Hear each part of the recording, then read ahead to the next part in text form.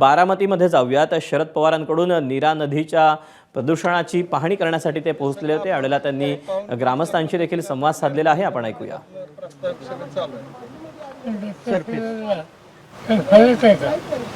तिथं फार फरक पडला की तुम्ही सांगितल्यानंतर सगळं जाऊन आलतो आम्ही, पुन्हा टीम पाठवली होती, पुन्हा आपले सगळे पोल्युशन बोर्डाचे अधिकारी आले होते माळेगावला। आता प्रोसेस चालू आहे, साधारण 2300 एकरावरती आता ती प्रोजेक्ट राबवायचं चाललंय। साहेब परवा काय झालं, सुप्रियाताईंनी गोखली इन्स्टिट्यूटची माणसं पाठवली होती पाणी बघायला। त्यांनी घेऊन तिथं कारखान्यात सुद्धा आम्ही परवा दिवशी MD बरोबर थोडी बहुत चर्चा झाली, चेकिंगला नेले पाणी नीरावा।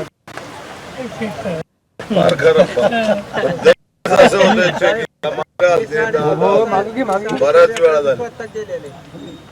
सचिन सर पुढे जा पुढं। आता काय केलं सांग, काय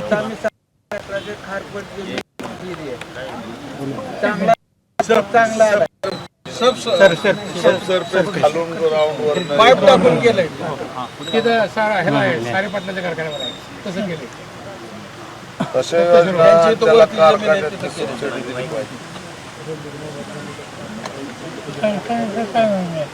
कारखान्याचं म्हणणं आहे आम्ही काय गाव सोडत नाही वेस्टेज मटेरियल आमचा, परंतु कारखान्याचं झालं इकडचे डायरेक्ट आहे का ना, ते आपले जनावर जे कटिंग करतात त्यांचं।